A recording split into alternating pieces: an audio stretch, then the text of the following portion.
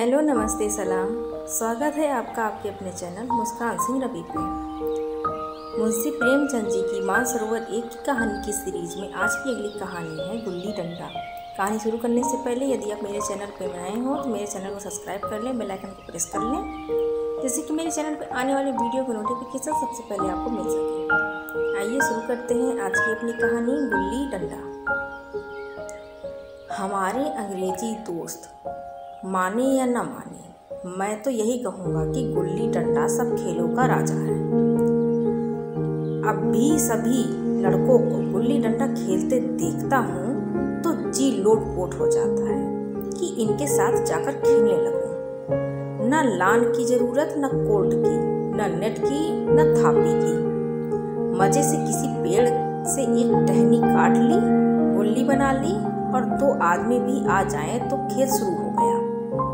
विलायती खेलों में सबसे बड़ा ऐब है कि उसके सामान महंगे होते हैं। जब तक कम से कम 1 सैकड़ा न खर्च किया जाए, खिलाड़ियों में शुमार ही नहीं हो पाता। यहाँ गुल्ली डंडा है कि बिना हर फिटकरी के चोखा रंग देता है। पर हम अंग्रेजी चीजों के पीछे ऐसे दीवाने हो रहे हैं कि अपनी सभी चीजों से अरुचि हो गई। स्कूलों में हर एक लड़के से 3-4 रुपए सालाना केवल खेलने की फीस ली जाती है। किसी को यह नहीं सोचता कि भारतीय खेल खेलाएं जो बिना दाम कौड़ी के खेले जाते हैं। अंग्रेजी खेल उनके लिए हैं जिनके पास धन है। गरीब लड़कों के सिर क्यों या व्यसन मरते हो। ठीक है, गुल्ली से आंख फूट जाने का भय रहता है, तो क्या क्रिकेट से सिर फूट जाने, तिल्ली फट जाने, टांग टूट जाने का भय नहीं रहता। अगर हमारे माथे में गुल्ली का दाग आज तक बना हुआ है तो हमारे कई दोस्त ऐसे भी हैं जो थापी को बैसाखी से बदल बैठे। यह अपनी अपनी रुचि है। मुझे गुल्ली ही सब खेलों से अच्छी लगती है और बचपन की मीठी स्मृतियों में गुल्ली ही सबसे मीठी है। वह प्रातःकाल घर से निकल जाना, वह पेड़ पर चढ़कर टहनियाँ काटना और गुल्ली डंडे बनाना, वह उत्साह, वह खिलाड़ियों के जमघटे, वह पदना और पदाना, वह लड़ाई झगड़े, वह सरल स्वभाव जिससे छूत अछूत, अमीर गरीब का बिल्कुल भेद ना रहता था, जिसमें अमीराना चोचले की, प्रदर्शन की, अभिमान की गुंजाइश ही न थी। यह उसी वक्त भूलेगा जब घर वाले बिगड़ रहे हैं, पिताजी चौके पर बैठे वेग से रोटियों पर अपना क्रोध उतार रहे हैं। अम्मा की दौड़ केवल द्वार तक है, लेकिन उनकी विचारधारा में मेरा अंधकार में भविष्य टूटी हुई नौका की तरह डगमगा रहा है और मैं हूँ कि पदाने में मस्त हूँ। न नहाने की सुध है, न खाने की। गुल्ली है तो जरा सी, पर उसमें दुनिया भर की मिठाइयों की मिठास और तमाशों का आनंद भरा हुआ है। मेरी हमजोलियों में एक लड़का गया नाम का था। मुझसे 2-3 साल बड़ा होगा। दुबला, बंदरों की सी लंबी लंबी पतली पतली उंगलियां, बंदरों की सी चपलता, वही झल्लाहट।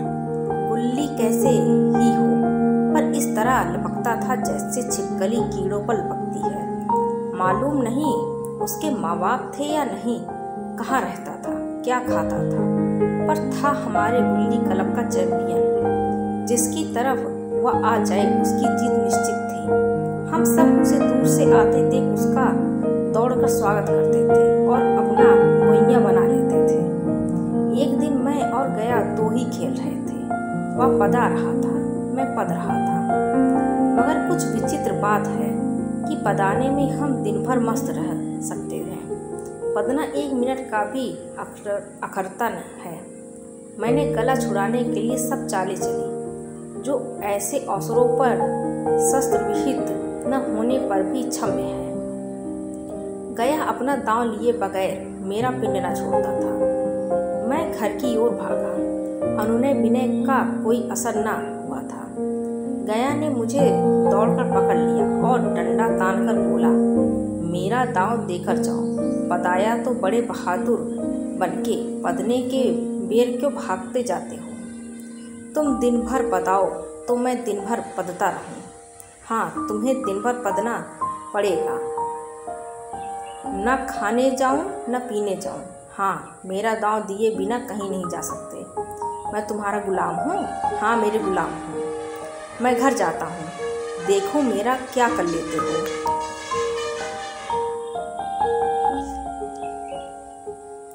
घर कैसे जाओगे? कोई दिल लगी है? दांव दिया है, दांव लेंगे। अच्छा, कल मैंने अमरूद खिलाया था, वो लौटा दो। वह तो पेट में चला गया, निकालो पेट से। तुमने क्यों खाया मेरा अमरूद?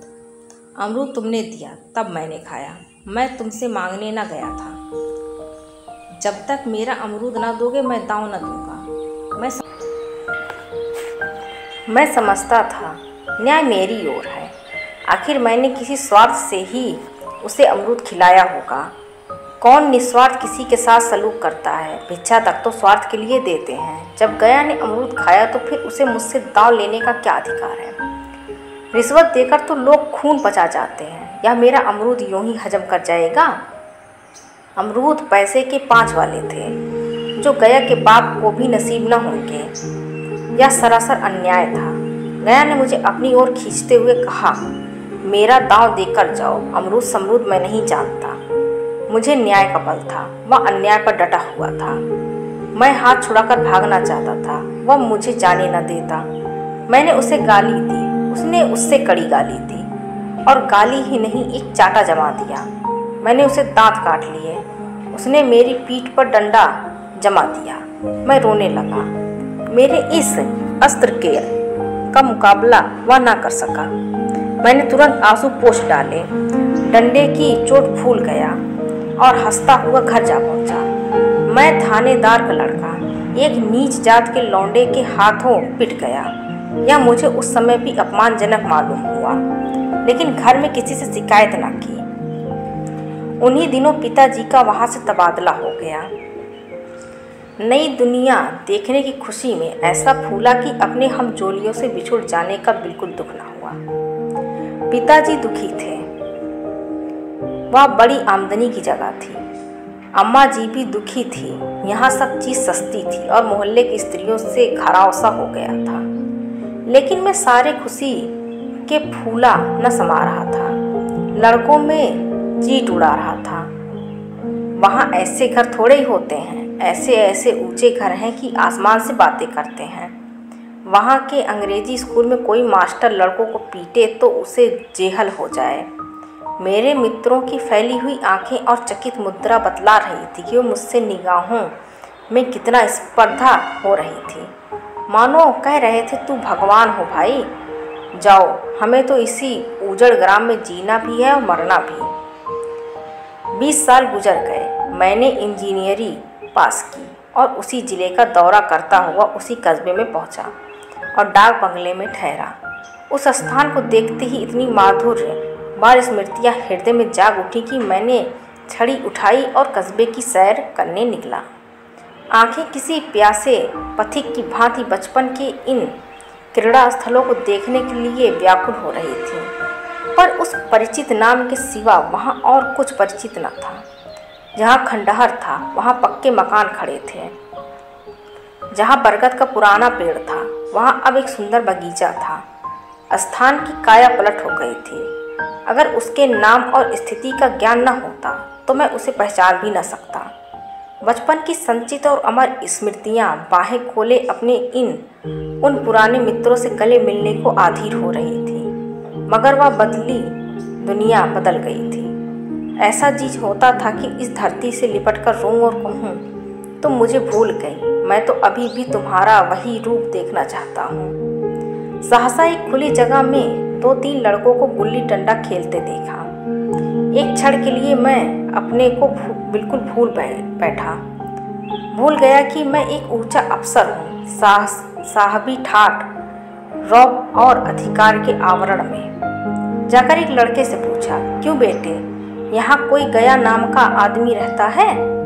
एक लड़के ने गुल्ली डंडा समेटकर सहमे हुए स्वर में कहा, कौन गया? गया चमार? मैंने यूं ही कहा, हाँ हाँ वही।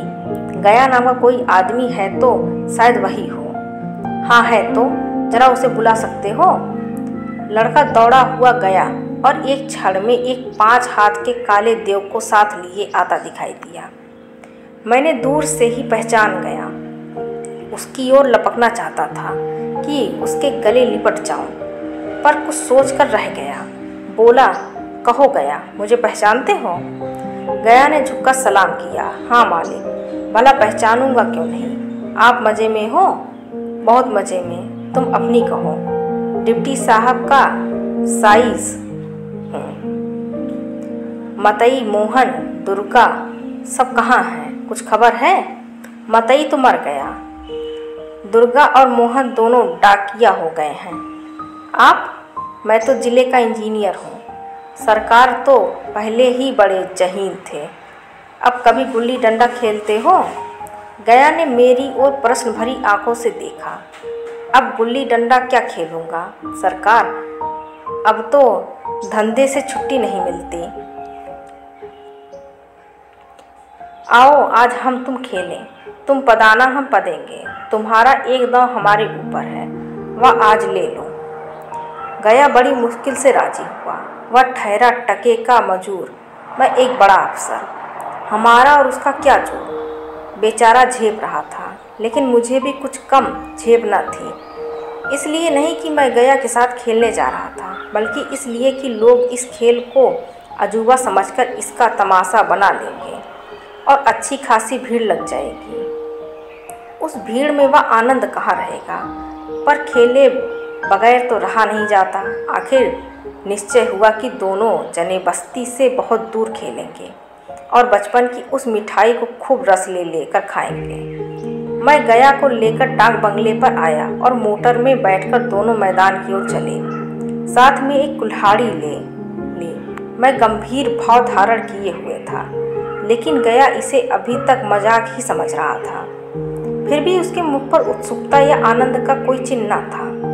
शायद वह हम दोनों में जो अंतर हो गया था यही सोचने में मग्न था।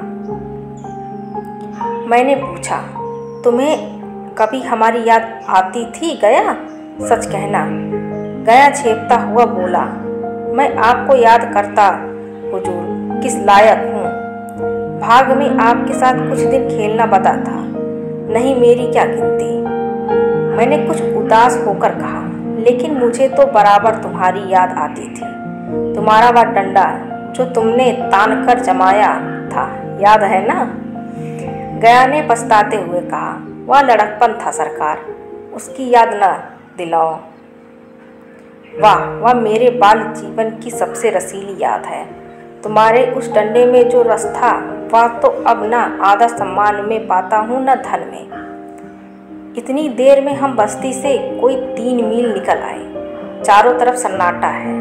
पश्चिम और कोसों तक भीम ताल फैला हुआ है, जहाँ आकर हम किसी समय कमल पुष्प तोड़ ले जाते थे और उसके झुमका बनाकर कानों में डाल लेते थे। जेठ की संध्या केसर में डूबी चली आ रही थी। मैं लपक कर एक पेड़ पर चढ़ गया और एक टहनी काट लाया। चटपट गुल्ली डंडा बन गया। खेल शुरू हो गया। मैंने गुच्ची में गुल्ली रखकर उछाली। गुल्ली गया के सामने से निकल गई। उसने हाथ लपकाया जैसे मछली पकड़ रहा हो। गुल्ली उसके पीछे जा गिरी। वह वहीं गया है जिसके हाथों में गुल्ली जैसे आप ही आकर बैठ जाती थी। वह दाहिने बाएं कहीं हो, गुल्ली उसकी हथेली में ही पहुंचती थी, जैसे गुल्लियों पर वशीकरण डाल देता हो। नई गुल्ली, पुरानी गुल्ली, छोटी बड़ी गुल्ली, नोकदार गुल्ली, सपाट गुल्ली, सभी उससे मिल जाती थी, जैसे उसके हाथों में कोई चुंबक हो, गुल्लियों को खींच लेता था। जैसे लेकिन आज गुल्ली को उससे वह प्रेम नहीं रहा। फिर तो मैंने पदाना शुरू किया। मैं तरह तरह की धांधलियाँ कर रहा था। अभ्यास की कसर बेईमानी से पूरी कर रहा था। कुछ जाने पर भी डंडा खेले जाता था। हालांकि शास्त्र के अनुसार गया की बारी आनी चाहिए थी। गुल्ली पर ओछी चोट पड़ती और वह जरा दूर पर गिर पड़ती तो मैं झटपट उसे खुद उठा लेता और दोबारा टाण लगाता। गया या सारी कायदगियाँ देख रहा था पर कुछ न बोल रहा था, जैसे उसे वह सब कायदे कानून भूल गए। उसका निशाना कितना अचूक था। गुल्ली उसके हाथ से निकलकर टन से डंडे से आकर लगती थी। उसके हाथ से छूटकर उसका काम था डंडे से टकरा जाना, लेकिन आज वह गुल्ली डंडे में लगती ही नहीं। कभी दाहिने जाती है, कभी बाएं, कभी आगे, कभी पीछे। आध घंटे पदाने के बाद एक गुल्ली डंडे में आ लगी।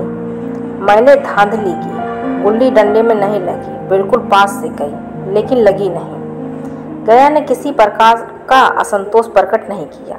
न लगी होगी, डंडे में लगती तो क्या मैं बेईमानी करता? नहीं भैया, तुम भला बेईमानी करोगे? बचपन में मजाल था कि मैं ऐसा घपला करके जीता बचता। यही गया गर्दन पर चढ़ बैठता, लेकिन आज मैं उसे कितनी आसानी से धोखा दिए चला जाता था। गधा है, सारी बातें भूल गया। सहसा गुल्ली फिर डंडे से लगी और इतनी जोर से लगी जैसे बंदूक छूटी हो। इस प्रमाण के सामने अब किसी तरह की धांधली करने का साहस मुझे इस वक्त भी ना हो सका। लेकिन क्यों ना एक बार सबको झूठ बताने की चेष्टा करूं। मेरा हरज कि क्या है, मान गया तो वाह वाह, नहीं दो चार हाथ पदना ही तो पड़ेगा। अंधेरा का बहाना करके जल्दी से छुड़ा लूंगा, फिर कौन दाव देने आता है। गया ने विजय के उल्लास में कहा। लग गई टन से बोली। मैंने अनजान बनने की चेष्टा करके कहा, तुमने लगते देखा? मैंने तो नहीं देखा। टन से बोली है सरकार, और जो किसी ईंट से टकरा गई हो। मेरे मुख से यह वाक्य उस समय कैसे निकला, इसका मुझे खुद आश्चर्य है। इस सत्य को झुठलाना वैसा ही था जैसे दिन को रात बताना। हम दोनों ने गुल्ली को डंडे से जोर से लगते देखा था, लेकिन गया ने मेरा कथन स्वीकार कर लिया। हाँ, किसी ईंट में ही लग गई होगी। डंडे में लगती तो इतनी आवाज़ ना आती। मैंने फिर पदाना शुरू कर दिया, लेकिन इतनी प्रत्यक्ष धांधली कर लेने के बाद गया की सरलता पर मुझे दया आने लगी। इसीलिए जब तीसरी बार गुल्ली डंडे से लगी तो मैंने बड़ी उदारता से दांव देना तय कर लिया। गया ने कहा, अब तो अंधेरा हो गया है भैया, कल पर रखो। मैंने सोचा कल बहुत सा काम समय होगा या न जाने कितनी देर पदाए, इसीलिए इसी वक्त मामला साफ कर देना अच्छा होगा। नहीं, अभी बहुत उजाला है, तुम अपना दांव ले लो, गुल्ली सूझेगी नहीं, कुछ परवाह नहीं। गया ने पदाना शुरू किया, पर उसे अब बिल्कुल अभ्यास न था। उसने 2 बार टांड लगाने का इरादा किया, पर दोनों ही बार हुज गया। 1 मिनट से कम में वह दांव खो बैठा। मैंने अपनी हृदय की विशालता का परिचय दिया। 1 दांव और खेल लो, तुम तो पहले ही हाथ में हुज गए। नहीं भैया, अब अंधेरा हो गया, तुम्हारा अभ्यास छूट गया, कभी खेलते नहीं। खेलने का समय कहाँ मिलता है भैया। हम दोनों मोटर पर जा बैठे और चिराग जलते जलते पड़ाव पर पहुंच गए। गया चलते चलते बोला, कल यहाँ गुल्ली डंडा होगा, सभी पुराने खिलाड़ी खेलेंगे, तुम भी आओगे? जब तुम्हें फुर्सत हो तभी खिलाड़ियों को बुलाऊं।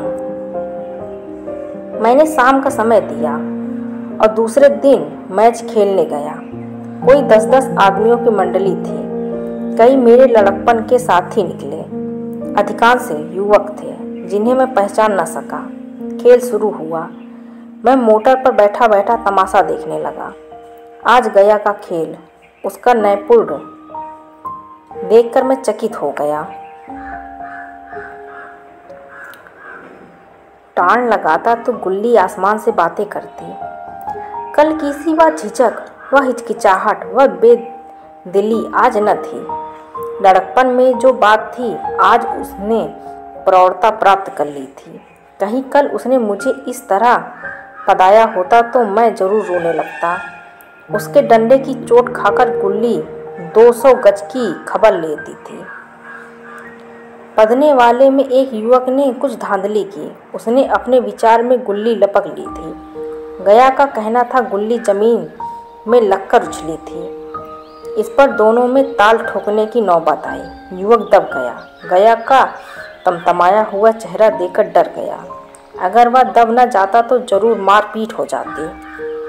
मैं खेल में न था, पर दूसरों के इस खेल में मुझे वही लड़कपन का आनंद आ रहा था जब हम सब कुछ भूल कर खेल में मस्त हो जाते थे।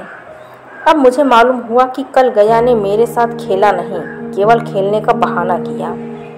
उसने मुझे दया का पात्र समझा।